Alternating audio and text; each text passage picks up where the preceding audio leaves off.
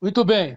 O cientista político Paulo Moura já está conosco, do Dextra, lá direto de Porto Alegre. Paulo, seja muito bem-vindo. Boa tarde. Boa tarde, João. Boa tarde aos amigos do Tempo e Dinheiro. Muito prazer em tê-lo novamente conosco aqui nesse dia de duas notícias importantes, né?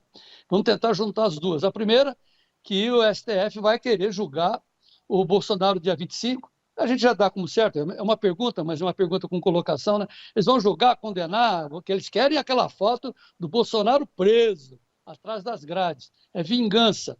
E a pergunta que fica, depois eu vou falar da boca de jacaré, a pergunta que fica, professor Paulo, o que o Brasil, o que os brasileiros ganharão com a prisão de Bolsonaro? Eu acho que perde a democracia brasileira, né? Ganha o STF, ganha a esquerda, porque o objetivo aqui, ao contrário do que diz o STF, que querem condenar e prender esse ano, para não interferir na eleição de 2026, é exatamente o contrário. É para interferir desde já na eleição de 2026, botar o presidente Bolsonaro atrás das grades e limitar os movimentos e as articulações políticas dele, seja como candidato, seja como cabo eleitoral para 2026, né? A pré-eleição está em pleno curso, as especulações sobre nomes de candidatos, as articulações, as aproximações e os afastamentos. Afastamentos, no caso, partidos do Centrão tomando distância do governo, se aproximando do presidente Bolsonaro, já indicam que o vento da eleição de 2026 sopra para a direita e o objetivo do STF é tirar o presidente Bolsonaro do jogo, né? Esse julgamento no dia 25 ainda não é o julgamento definitivo, é a definição de que Bolsonaro e os outros indiciados serão caracterizados como réus. É a abertura do julgamento, que ainda deve levar alguns meses, mas o objetivo do STF é condenar e prender o presidente Bolsonaro ainda esse ano. Mas, ô Paulo, você como cientista experimentado em política, está dizendo, né, claro, é a justificativa deles, nós vamos tirar o Bolsonaro da luta, né, para alijá-lo da disputa. Beleza. Hein, Paulo, mas cá entre nós, uma foto do Bolsonaro atrás das grades, que é isso que eles mais querem, ansiam, né, a vingança, eles salivam por isso, vai ser a foto que vai derrotá-los. Eu acredito que o impacto da eventual prisão sobre a direita brasileira, ainda mais nesse contexto, né, de favoritismo da direita da eleição, vai cair como uma bomba, né? Eu estou numa expectativa muito forte para a manifestação agora esse domingo no Rio de Janeiro. Estou indo para o Rio de Janeiro, vou a São Paulo também no dia 6 de abril, vou cobrir as duas manifestações para o canal Dextra.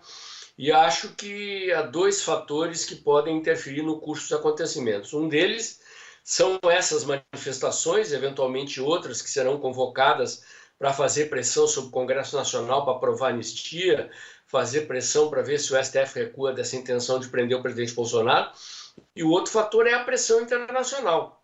Acredito que a eventual prisão do presidente Bolsonaro vai gerar uma repercussão internacional gigantesca e acho que o governo norte-americano, o governo do presidente Trump, vai agir, né?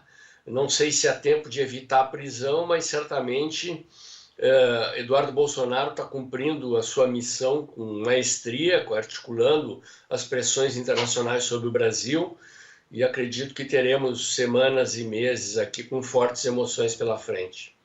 Mas, ô, professor Paulo, depois a gente fala sobre a anistia, mas quando, vou voltar aqui nessa ansiedade dos petistas em prender o Bolsonaro, quando se promove uma ação como essa, drástica, né, tem que dar justificativa, a mídia vai cobrir e tal, você faz isso com apoio popular, não é o que a gente vê hoje. O Gleitz vai colocar aí a pesquisa do Ex-Ibope, o IPEC, mostrando que a boca do jacaré, Paulo, olha, olha, tá abriu bem e o Lula está lá dentro, como é que ele vai querer prender o Bolsonaro sem apoio? Eles estão apostando que não haverá reação, pelo menos não haverá uma reação contundente, né? Eles já absorveram as manifestações e como as manifestações não fazem uma confrontação explícita, eles estão sem medo de fazer o que pretendem fazer, né? Agora, essa pesquisa, na verdade, ela confirma outras pesquisas. Ela está até um pouquinho menos pior. O Datafolha deu o Lula com 24 apenas de bom e ótimo, né? Outros institutos têm dado com 28, essa dá com 27 de bom e ótimo. Mas mostra a mesma, todos os institutos mostram a mesma tendência.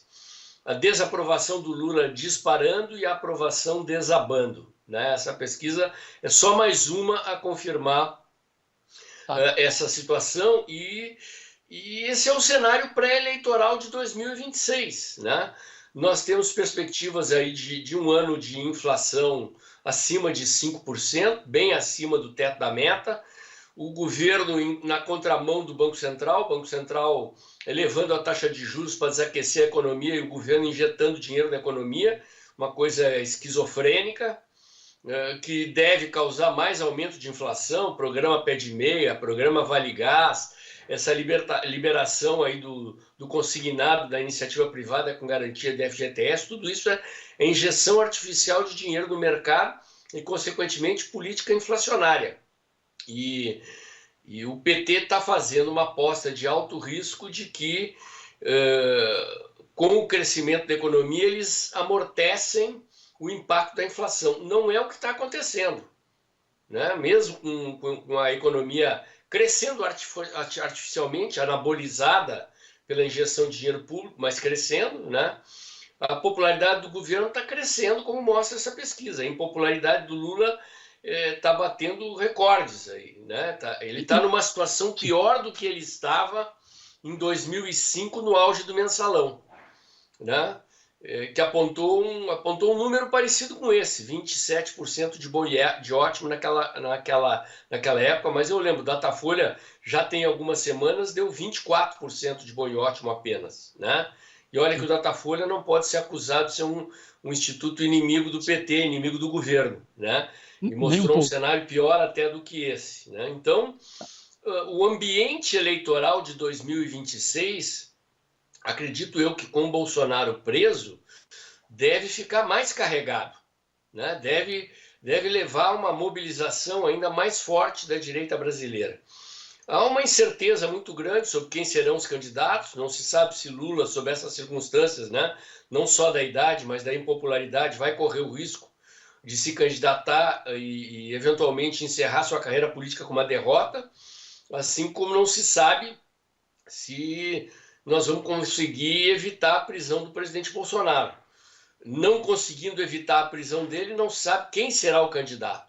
A direita tem vários nomes, né? No campo bolsonarista tem a dona Michele, tem o Eduardo, tem o Tarcísio, né? Tem outros nomes não bolsonaristas, como Caiado, Zema, Ratinho, né? Mas eu acho que a eleição vai ficar entre Lula ou o candidato que Lula indicar e Bolsonaro ou o candidato que Bolsonaro indicar.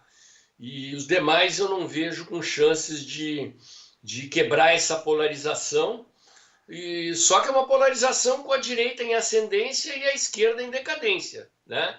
Esse é o cenário pré-eleitoral que está se desenhando com ou sem Bolsonaro preso.